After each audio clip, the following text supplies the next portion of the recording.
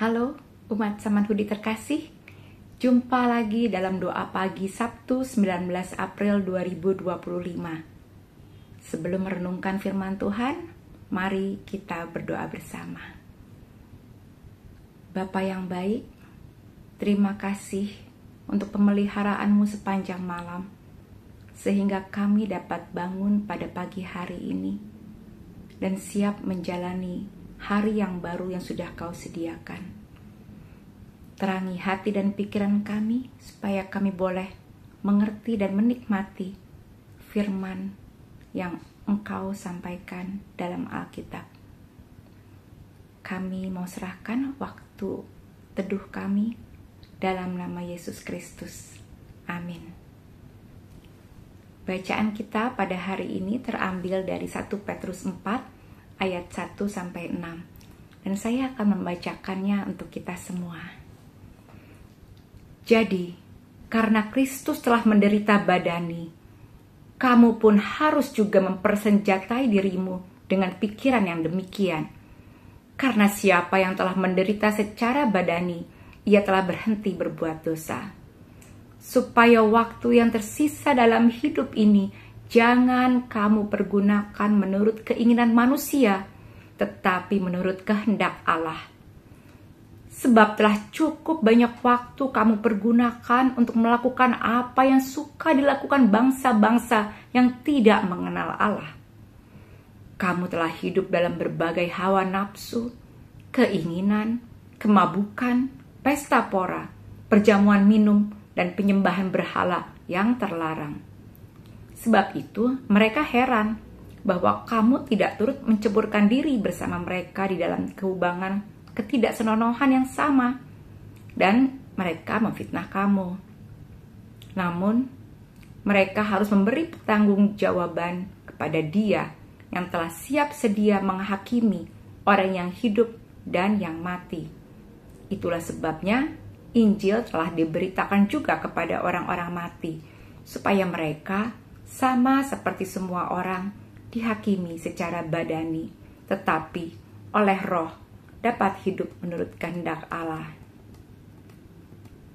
Saudara, kemarin kita baru saja ibadah Jumat Agung. Ibadah yang mengingatkan kita akan cinta Tuhan yang begitu besar kepada kita, sehingga rela dicerca, didera, sampai mati di kayu salib. Dan dengan jalan itu, kita semua yang percaya kepada Yesus Kristus akan ditebus dan diselamatkan dan menjadi anak Allah. Kita semua yang beriman kepada Yesus sangat bersyukur dapat ditebus dan selamat dari hukuman dosa, yaitu maut. Suatu hal yang menurut pandangan manusia dunia ini adalah kebodohan, hal yang tidak mungkin, tidak masuk akal. Masakan manusia yang berdosa dapat diampuni hanya karena anugerah Tuhan semata dan bukan dengan perbuatannya manusia itu sendiri. Tapi itulah iman kita, iman kepada Yesus Kristus. Kita selamat hanya karena anugerahnya. Lalu bagaimana respon kita atas cinta Tuhan, atas pengorbanan Yesus yang begitu besar untuk menembus kita manusia? Tentu saja tidak ada balasan yang setimpal untuk membalas cinta Tuhan yang sudah begitu mengasihi kita. Tetapi kita dapat mengungkapkan rasa syukur kita dengan menyenangkan hati Tuhan, yaitu dengan melakukan kehendak-Nya. Seperti dikatakan dalam 1 Petrus 4 ayat 2, supaya waktu yang tersisa jangan kamu pergunakan menurut keinginan manusia, tetapi menurut kehendak Allah. Tuhan rindu anak-anak-Nya dapat melakukan kehendak-Nya. Tapi apakah itu kehendak Allah? Dalam Alkitab banyak dijabarkan tentang kehendak Allah. Di antaranya, Allah menghendaki kita berubah oleh pembaharuan budi. Allah menghendaki kita hidup dalam kekudusan. Allah menghendaki kita mengucap syukur dalam segala hal. Allah juga menghendaki kita berbuat baik. Juga dalam pembacaan tadi, kita diingatkan untuk meninggalkan perbuatan yang suka dilakukan bangsa-bangsa yang tidak mengenal Allah, yang hidup dalam hawa nafsu, keinginan, kemabukan, pesta pora, perjamuan minum, dan penyembahan berhala. Mungkin kita berkata bahwa, saya tidak melakukan itu semua, aman dong. Tapi tunggu dulu. Berapa banyak waktu yang kita gunakan untuk scroll berita-berita atau memuaskan hobi sampai melupakan waktu teduh bersama Tuhan, atau sampai melupakan keluarga, orang-orang yang kita kasihi. Juga seberapa banyak kita menggunakan waktu untuk bergosip dengan teman atau komunitas, atau melakukan berbagai hobi kita sehingga waktu yang digunakan tersita habis.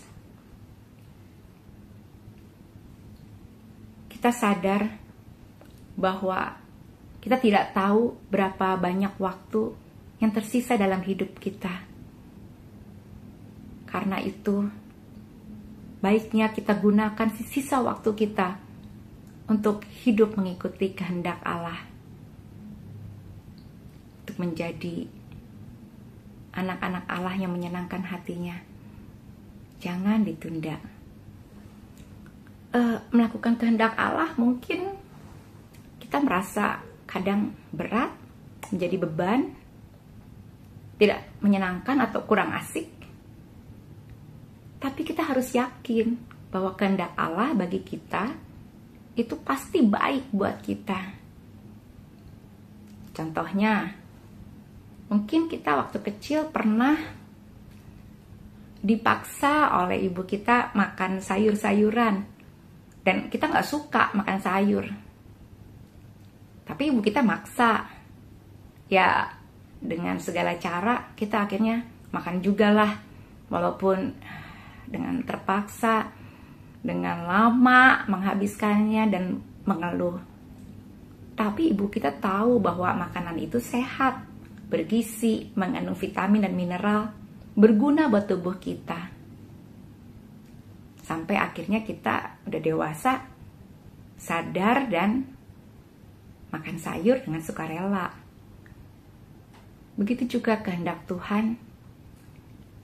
Kadang mungkin berat melakukannya, tetapi kita yakin bahwa kehendak Allah itu baik buat kita, berguna buat kita. Dan pada saat kita melakukannya, menuruti kehendak Tuhan, kita akan merasakan benar, sungguh baik buat kita, dan kita akan merasakan damai sejahtera. Jadi, jangan tunda melakukan kehendak Allah sebagai ungkapan syukur kita atas cinta Tuhan yang begitu besar, yang sudah mengorbankan dirinya di kayu salib untuk menebus kita semua. Saya mau mengutip sebuah kalimat lagu yang diciptakan oleh saudara kita Santoso Gondowijoyo. Dia rindu, kau mau jadi sahabatnya, melakukan kehendak Bapa di surga. Marilah kita melakukan kehendak Tuhan, tidak menunda-nunda. Mari kita berdoa. Bapa yang baik, ajar kami, tolong kami untuk dapat melakukan apa yang menjadi kehendak-Mu. Ajar kami untuk dapat mengikuti kehendak-Mu dengan rela, dengan sukacita, karena kami percaya bahwa itu semua baik bagi kami. Ingatkan kami juga Tuhan, untuk menggunakan waktu yang ada sebagai ungkapan syukur kami atas semua perbuatan-Mu, cinta-Mu bagi kami. Bapa, kami mau berdoa juga untuk kekasih-kekasih kami yang saat ini sedang sakit, sedang kurang sehat, baik dirawat di rumah maupun di rumah sakit. Kau yang tolong jamah dan pulihkan mereka lewat pengobatan, lewat tangan dokter, suster yang merawat mereka, dan juga lewat orang-orang yang mengasihi, yang merawat dan menunggu mereka. Kami juga mau berdoa untuk saudara-saudara kami yang sedang bergumul dalam ekonomi, dalam pekerjaan, dalam berbisnis. Engkau yang tolong cukupkan segala kebutuhan mereka, jawab setiap kerinduan mereka, dan berkati setiap pekerjaan tangan mereka. Bapa, kami juga mau berdoa untuk umat-Mu di seluruh muka bumi. Besok akan merayakan Paskah. Biarlah setiap umat-Mu boleh beribadah dengan penuh syukur, penuh sukacita, dan punya semangat baru bahwa Engkau hidup dan berkuasa atas hidup kami, sehingga kami boleh menghadapi masa depan dengan berani dan percaya. Walaupun banyak berita yang membuat kami ragu dan galau, tapi kami boleh menatap masa depan bersama dengan Engkau yang hidup dan menang. Kami juga mau berdoa untuk bangsa dan negara kami.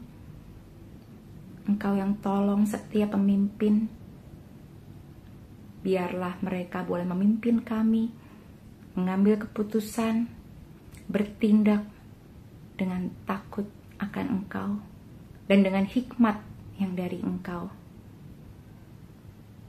Biarlah bangsa ini Tuhan boleh berlangsung dengan damai sejahtera. Kami mau serahkan keseharian kami pada hari ini dengan pertolongan Engkau, dalam nama Yesus Kristus. Amin. Sampai jumpa. Bagi Bapak Ibu yang memiliki pergumulan khusus dan ingin didoakan, bisa menghubungi rekan-rekan pendeta di nomor berikut.